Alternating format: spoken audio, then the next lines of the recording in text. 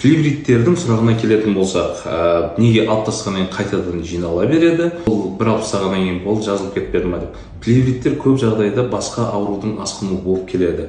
Көп жағдайда егер қайта-қайталай жиналатын болса, ол онкология метастаз беріп жатса плевраға, қайта-қайта сұйықтық жиналады. Ол жерде тек қана сұйықтықты алып тастамай, дренажды түтіп қойып, плевраға тыныштық беру керек.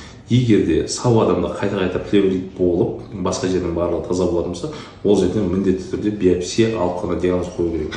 Көп жағдайда сұйықтықты алады, енді толық мөлшерде алу мүмкін емес. Сол себептен оны анаған анализге, мынаған анализге, одан теріс нәтиже береді, қақырық тапсырады, қақырықтан тағы да теріс нәтиже береді.